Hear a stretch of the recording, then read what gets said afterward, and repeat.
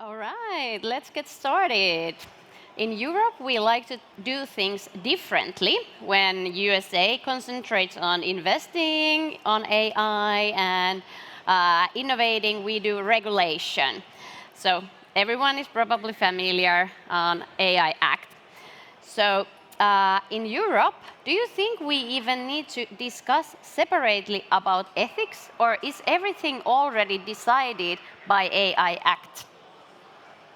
Thank you, Karoliina. Hi, everyone. It's a pleasure to be in Helsinki among all the fresh minds here. And yeah, so on the AI Act, as you know, we had a discussion backstage.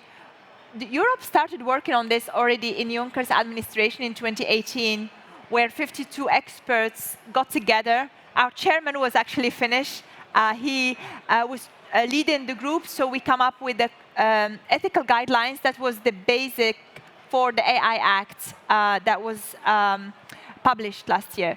So what we said there is, I was one of the experts, and what we defined there is basically a comprehensive work of principles for ethical algorithms. And for me, as an AI scientist, that is more like principles around how the algorithms work, but not how they are used. So robustness, transparency, bias. It's almost like when we have a car, what should be the speed limit, what should be the engine power, what should be the criteria for the system.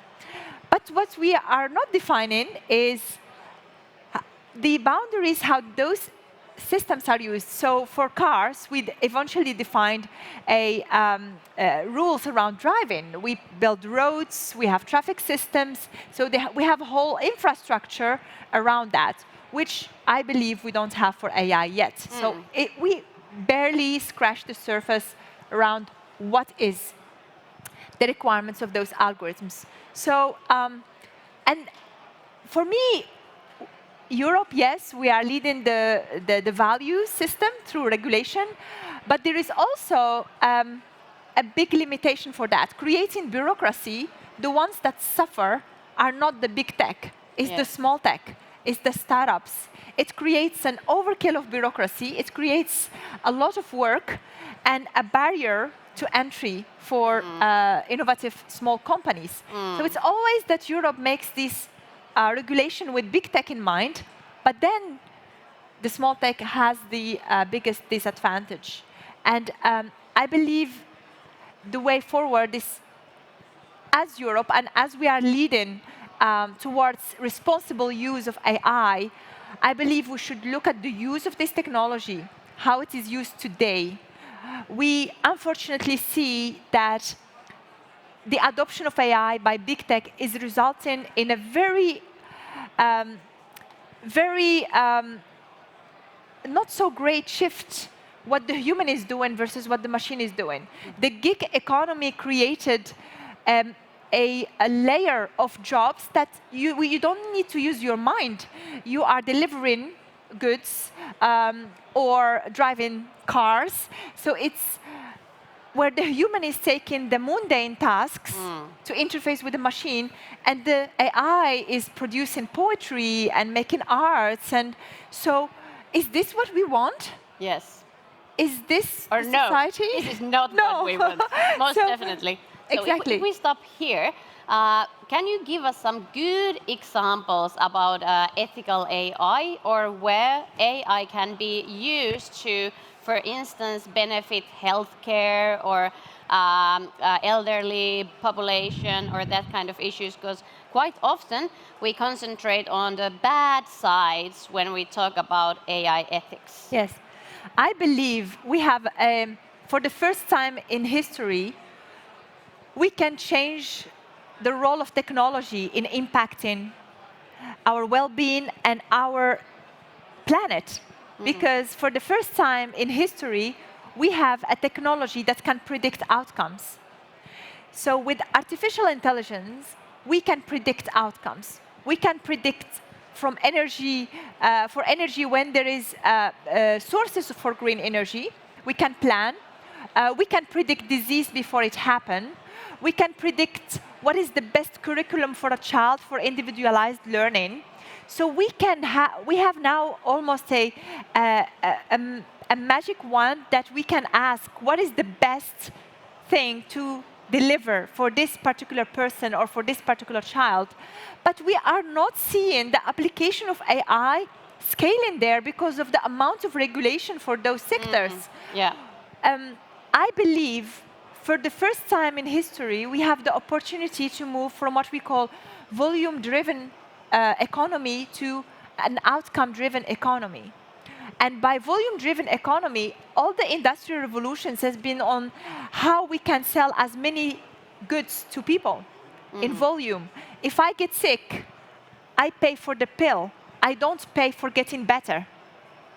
And that is the shift that is happening with AI. We can change the business models from paying for the pill to paying for getting better.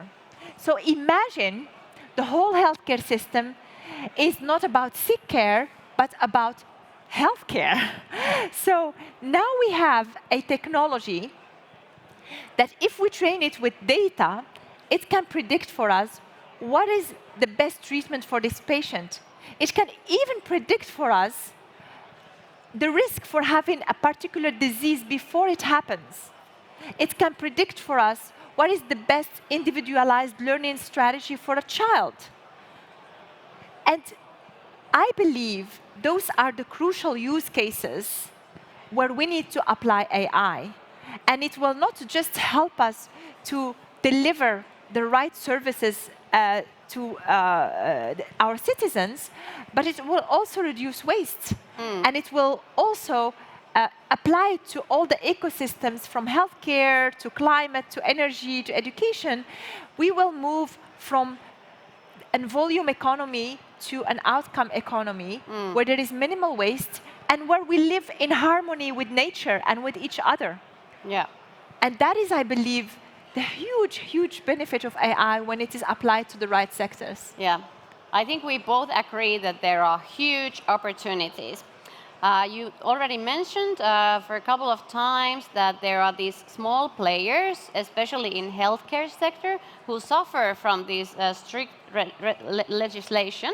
So is there anything we can do in Finland or in EU level or even globally to somehow make it easier for these small players to survive?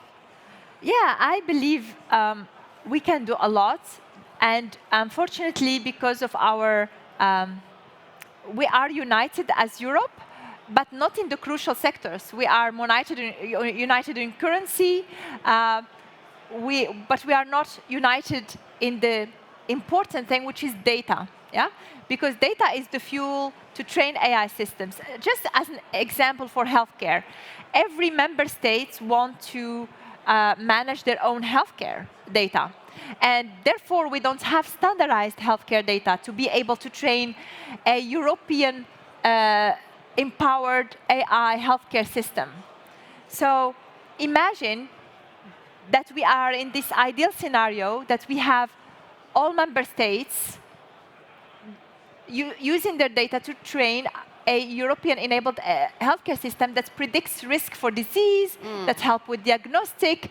It doesn't matter if you are here or in another member states, your healthcare records still are used to predict. And not only that, just like organ donation, they are used to also predict for other people what will be the best treatment for them. I think opening the data barriers and standardizing data is much, much more valuable just throwing money on startups in Europe. It is giving them a competitive advantage to accessing that data. We've been talking about the European health data space for years, and we are still not there. But imagine we do the same across crucial sectors like education, like energy, infrastructure, manufacturing. And we allow our innovators, our academics, to access that data, to innovate on top of that data. That is much more valuable and will allow us to create very impactful applications. Yeah, I totally agree. And I heard that already now in healthcare, there are many players who are doing some innovation around AI with, with, uh, with ideas that are against GDPR. So they cannot actually talk about them, they cannot share ideas with other players publicly, but they do it like one-to-one.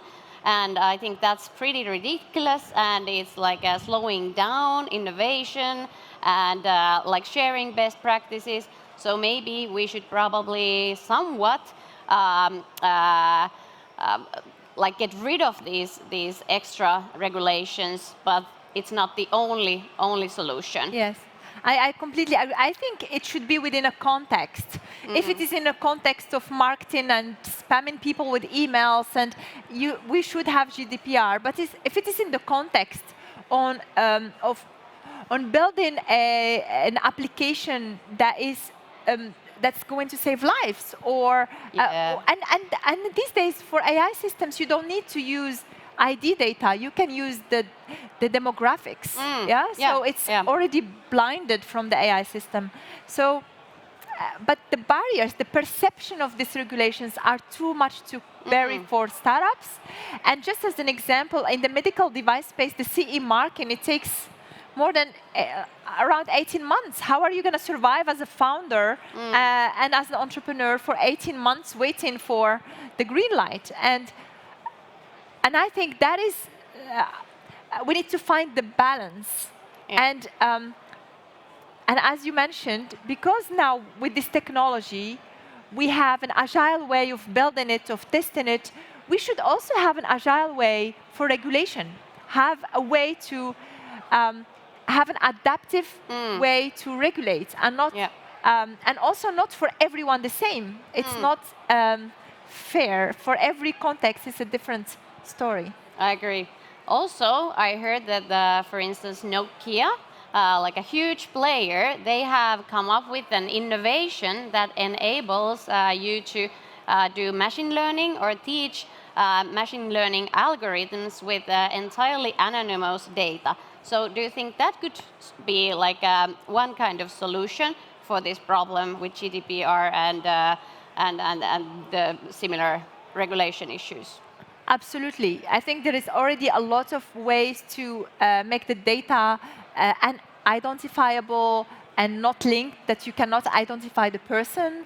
And not only that, and now we are all aware of large language models, it's synthetic data. We can use the real data to create synthetic data to train AI. So there is a lot of ways that we don't need to use the identifiable information. Yes. It's even not important. But because we're fixated and because of our history in Europe, we don't want to share data because of other reasons. It becomes a barrier, and it actually holds us from collecting data, and it holds us from sharing it and getting to a more scalable and pan-European AI systems. Yeah.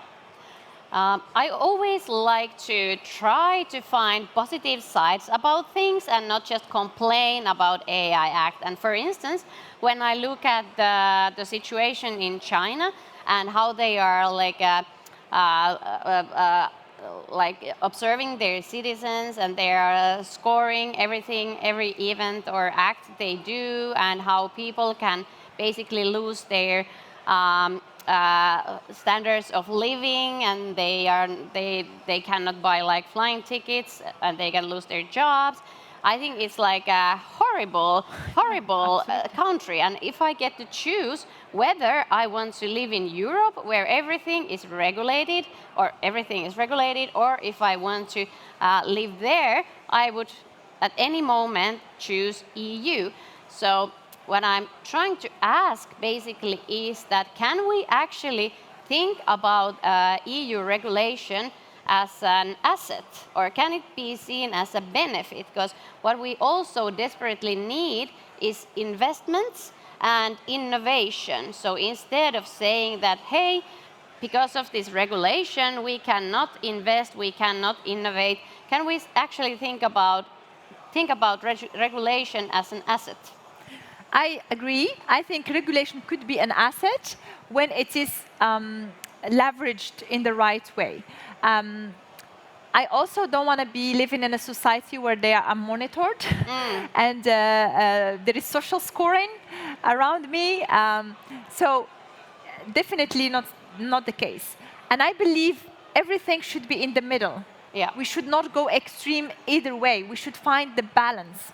Also, extreme going the regulation without data access and without a field where we can experiment and create sandboxes is also not good, because we will end up with no AI.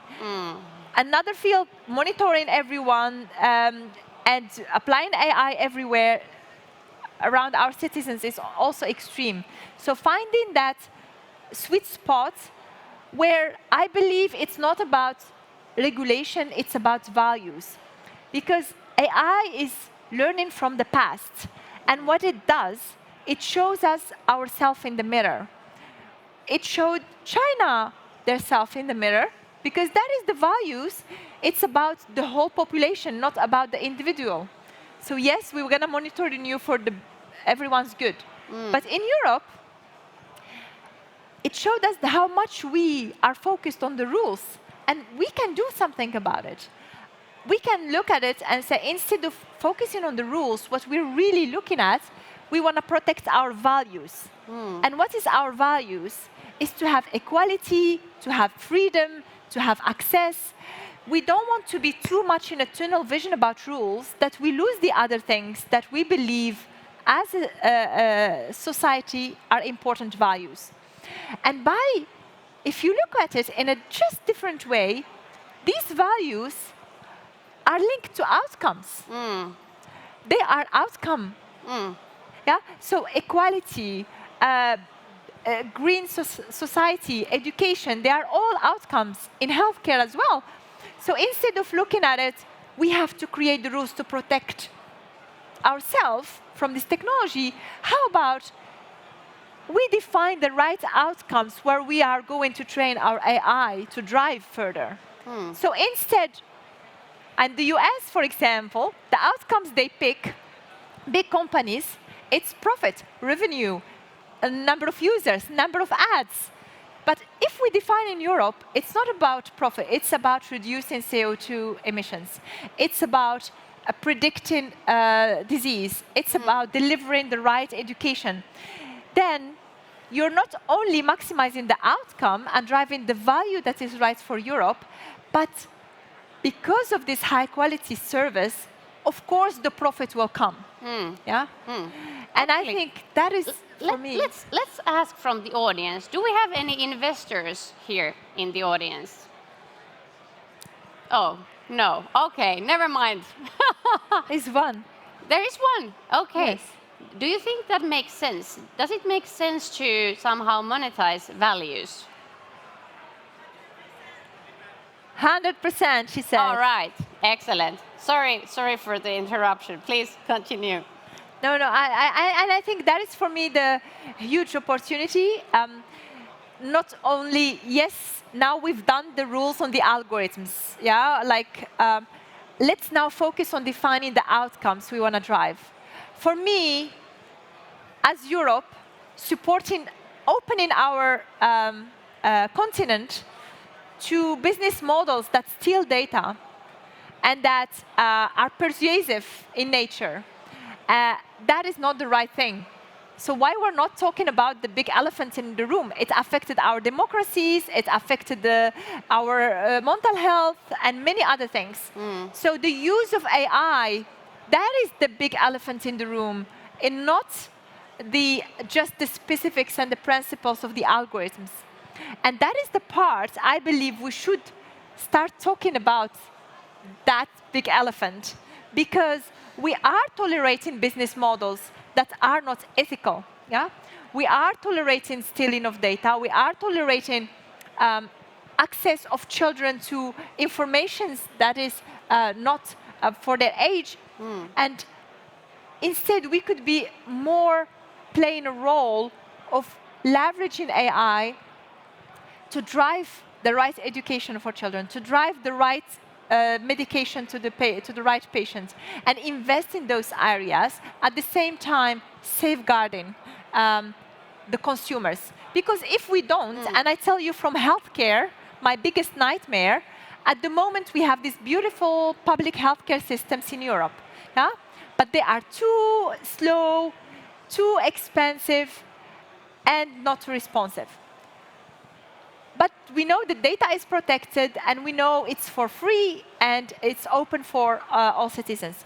But if we keep it this slow, the new generation, my children and their children, they will not wait for long to meet a doctor. That will not happen. So there will be this tech company that's providing healthcare for free. They can speak to a doctor, God knows from which jurisdiction. They can get free medication delivered to their home. And the price they pay, it's their data. Their data will be used to pay for this. And our sovereignty will become less and less. We already gave so much sovereignty away to tech companies. Yeah? There is a book called The Cloud Empire by a Finnish professor in Oxford. Ville Lehden, yes, right? Exactly. And he talks exactly about how much sovereignty is moved from the states to tech companies. And if we don't move towards the outcomes in health and education, what we will see also these sectors where that are the backbone of our Europe, of our member states, they will move to tech companies. And that is a future I don't want for my kids to see, when their health data is accessible everywhere. So imagine when their health data is used in China, when they get into China or other country with different value system. And this is the scenario that I believe now we've got the rules, we've got the AI Act. Okay, let's get started. Let's drive the AI into the key sectors for Europe. And how can we do that? Who's responsible for that? Oh, every one of us. And but when everyone is responsible, no one is responsible. I think it starts for key sectors.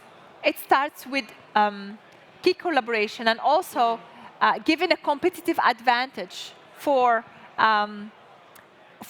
key stakeholders. So allowing for the stakeholder collaboration where academia, together with private sector of Europe, with European companies, and yes, we need to be selfish because it is our economy and it is our jurisdiction and our sovereignty, and to create these collaborations that is a win-win. Not only public sector gets the win, but also private sector, and also otherwise they won't do it.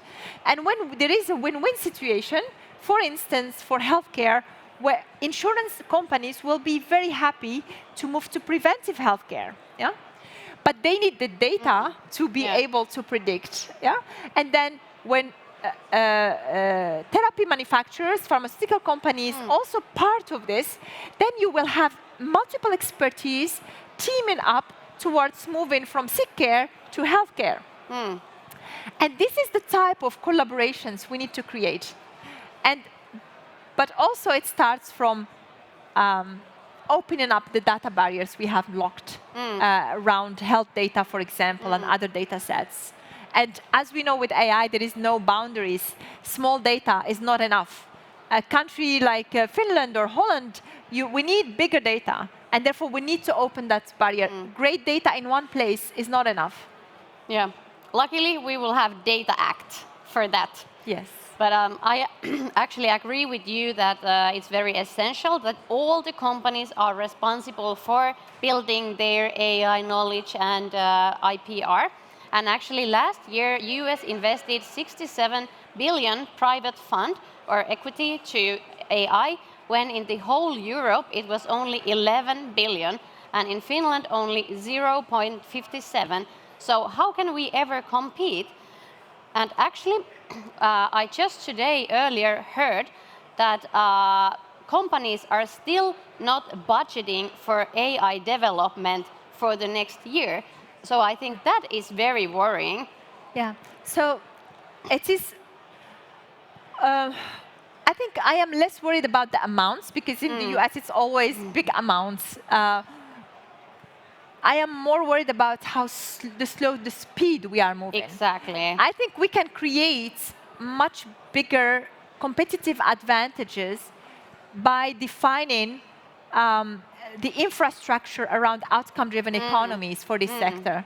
By defining, we are not accepting in Europe these business models. We want to shift healthcare to outcome-driven. We want to shift energy sector. We want to know how much every company is contributing to the CO2 emissions. And by having these outcome-driven, like these dreams, like this is where we're going, then you change the whole economy towards driving those. Yeah. And I believe by creating this continent where you can do that, and where collaborations are created, and where you only accept these types of business models, then you are contributing and creating a very attractive environment for building AI companies, building AI solutions that drive outcomes. So the investment alone is not enough.